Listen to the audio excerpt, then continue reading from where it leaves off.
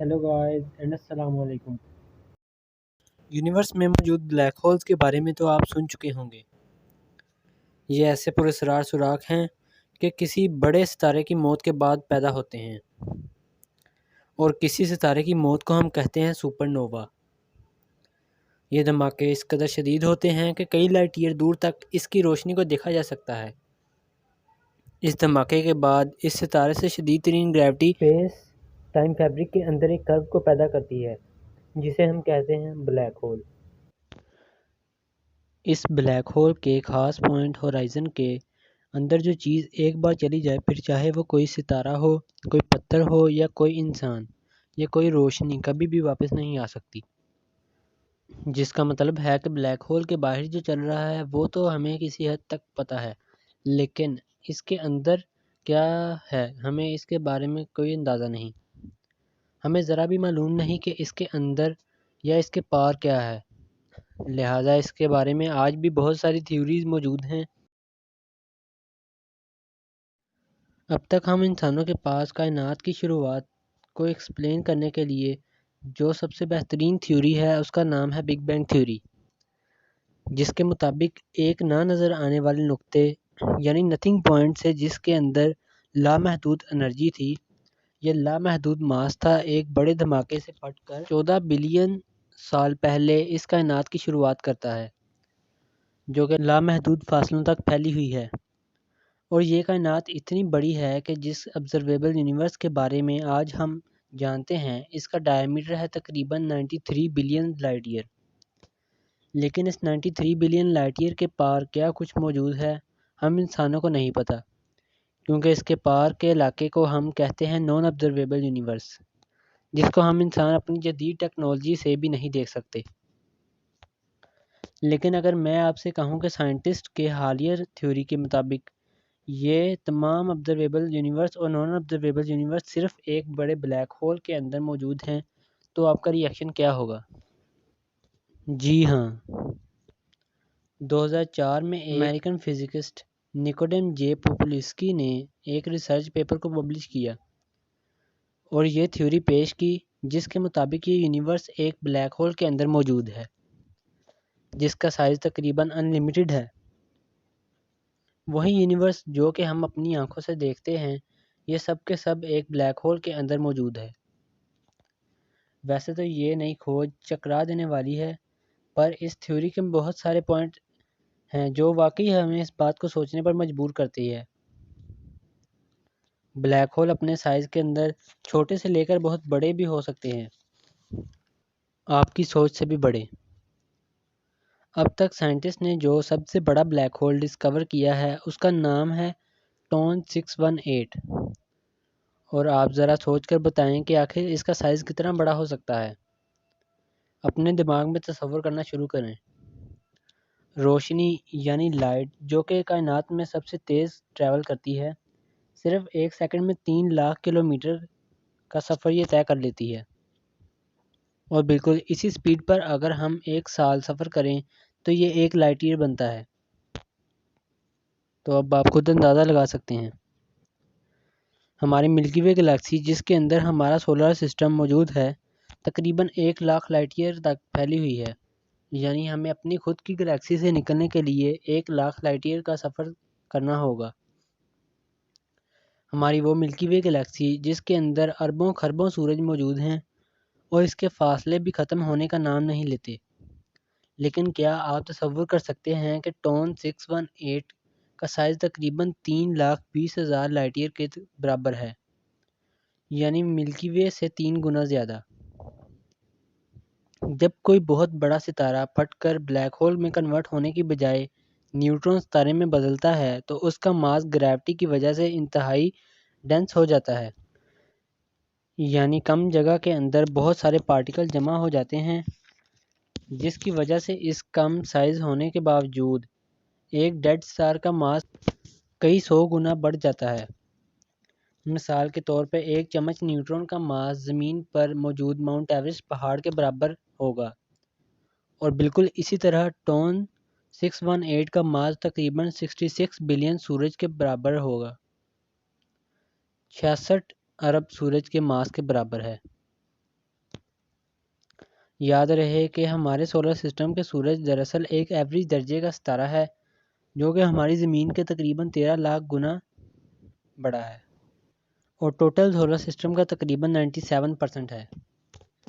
اب آپ کو اس بڑے بلیک ہول کا سائز سمجھ میں آ رہا ہوگا، جو اس تھیوری کو کسی حد تک لاجیکل بناتا ہے کہ واقعی کسی بہت بڑے بلیک ہول کے اندر ہماری کائنات موجود ہو سکتی ہے، جو کہ اس وقت ہم دیکھتے ہیں یہ ہمارے آس پاس موجود ہے لیکن ہمیں اس کا آئیڈیا تک نہیں۔ دوسری بات یہ کہ بلیک ہولز کی دریافت بھی پہلے ایک تھیوری تھی جب تک کہ انسانوں نے خود اسے پہلی بار انہیں کیپچر کر کے حقیقت کے اندر تسلیم نہ کر لیا۔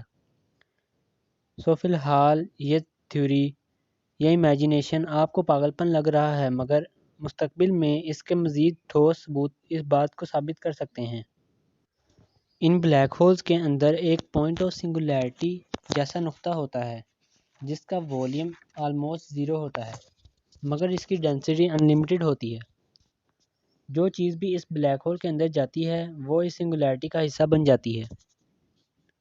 یہ بالکل اسی سنگولیرٹی یا نقطے کو بیان کرتی ہے جس سے ہماری کائنات کی شروعات ہوئی، اور یہ سنگولیرٹی یا نقطہ ان بلیک ہولز کے اندر بھی موجود ہے۔ 1960 میں اسٹیفن ہاکنگ نے بالکل یہی کہا تھا کہ آج جو پوری کائنات ہم مسلسل پھیلتی ہوئی دیکھ رہے ہیں، اگر اسے ہم ریورس کے اندر امیجن کریں تو یہ ثابت ہو جائے گا کہ یہ سب کچھ ایک نقطے کے اندر کسی ٹائم کے اندر موجود تھا جہاں سے پھٹ کر اس کی شروعات ہوئی، یعنی یہ سب کچھ ایک سنگولیرٹی کے اندر یا ایک نقطے کے اندر بند تھا۔ یقین نہیں ہوتا نا؟ اب ذرا ایک بلیک ہول اور ایک بگ بینگ تھیوری کے ماڈل کو دیکھیں اور فیصلہ کریں کہ کیا یہ دونوں ماڈل بالکل ایک جیسے نہیں لگتے؟ بس ان دونوں کے اندر صرف ایک چیز کا فرق ہے، وہ یہ ہے کہ بلیک ہولز کیونکہ چیزوں کو اپنی طرف کھینچتے ہیں اور اس کی الٹ بگ بینگ کے بعد سے چیزیں دھکے سے یعنی پش کی وجہ سے پھیل رہی ہیں۔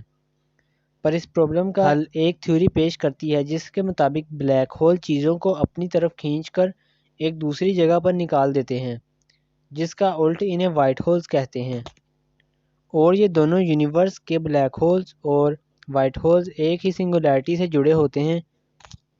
اب ذرا غور سے سنیے گا۔ سائنٹسٹ کا ماننا ہے کہ ہماری کائنات کی شروعات بھی بالکل ایسے ہی ہوئی، ایک بڑا بلیک ہول جو کہ سنگولیرٹی سے جڑا ہوا ہے جس کے اندر انفائنائٹ ماس اور انرجی کسی اور جگہ سے اکٹھی ہو کر سنگولیرٹی کے اندر پہنچ گئی، اور یہ سنگولیرٹی وہی ہے جس کے پھٹنے سے ہماری کائنات کی شروعات کی جو کہ آج ہم اپنے آس پاس دیکھتے ہیں۔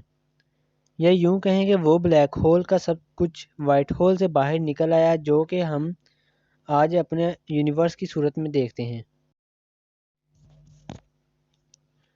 فزکس کے اندر ایک تھیوری ہے جس کا نام ہے فیکنڈ یونیورس تھیوری۔ 1992 کے اندر ایک سائنٹسٹ جس کا نام تھا لیس مولن، انہوں نے ایک تھیوری پیش کی جس کے مطابق ایک بلیک ہول کے اندر جب بھی کسی سٹار یا کسی بھی ماس کو نکلتی ہے تو وہ سب کچھ ایک سنگولیرٹی کے اندر جا کر جمع ہوتا رہتا ہے اور اس کا سائز بڑھتا رہتا ہے۔ آخرکار جب اس سنگولیرٹی کی لمٹ ختم ہو جاتی ہے تو یہ ایک بڑے دھماکے سے پھٹ کر وائٹ ہول کی شکل کے اندر ایک نئی کائنات کو جنم دیتی ہے، جیسا کہ ہمارے یونیورس کے کیس میں ہوا۔ اب اسے نئی یونیورس کے اندر کئی نئے بلیک ہولز بنیں گے، کئی ستارے جنم لیں گے، کئی سولر سسٹم اور گلیکسیز پیدا ہوں گی، یعنی ایک نئی کائنات بنے گی، اور ان نئے بننے والے بلیک ہولز کے اندر مزید نئی کائناتیں بنیں گی۔ یہ سلسلہ مسلسل چلتا رہے گا یہاں تک کہ ہر ایک بلیک ہول کے اندر ایک نئے یونیورس موجود ہوگا اور ملٹی ورس بھی ہو سکتا ہے۔ یہ بات قرآن کریم کے دعوے کے قابل بھی بالکل فٹ بیٹھتی ہے کہ سورہ طارق کے اندر اللہ پاک قرآن کریم کے اندر فرماتا ہے کہ مجھے قسم ہے آسمان کی اور رات کے وقت ظاہر ہونے والے کی، اور تم کیا جانو کہ یہ رات کے وقت ظاہر ہونے والا کیا ہے؟ وہ روشن ستارہ ہے۔ اور سورہ واقعہ کے اندر فرمایا کہ مجھے قسم ہے ان جگہوں کی جہاں پر تارے ڈوبتے ہیں، اور اگر تم جانو تو یہ بہت بڑی قسم ہے۔ سفر معراج پر رسول اللہ صلی اللہ علیہ وسلم تمام آسمانی راستوں کو پار کرتے ہوئے 7ویں آسمان پر یعنی ایک نئی کائنات کے اندر تشریف لے گئے، وہ راستہ جو کہ باقی تمام مخلوقات کی حد ہے۔ کیا یہ راستہ ایک بلیک ہول کی موجودگی کی طرف اشارہ نہیں کرتا، جہاں پر ایک نئی کائنات کا راستہ کھل گیا جو کہ ہماری اس کائنات سے بالکل مختلف ہے؟ بلیک ہولز کے بارے میں یہ حالیہ سائنٹیفک تھیوری دراصل ایک تھیوری ہی ہے، ابھی تک اسے ثابت کرنا باقی ہے، اور دونوں صورتوں میں قرآن پاک کے مطابق بلیک ہولز دراصل کائنات کی ایسی پراسرار جگہ ہے جو کہ کائنات کے قانون کو نہیں مانتی اور کسی اور کائنات میں جانے کا راستہ ہے۔ پر یہاں پر اہم سوال یہ ہے کہ یہ دراصل اسی کائنات میں جانے کا راستہ ہے جہاں پر ہم انسان رہتے ہیں، یا بالکل اسی طرح نئی کائنات میں جانے کا؟ یہ تو اللہ پاک بہتر جانتا ہے۔ آپ اس بارے میں کیا سوچتے ہیں؟ اپنی رائے کا اظہار کمنٹ میں ضرور کیجیے گا۔ باقی میں آپ سے ایک ایسی ہی انٹرسٹنگ ویڈیو میں ملوں گا۔ اللہ حافظ۔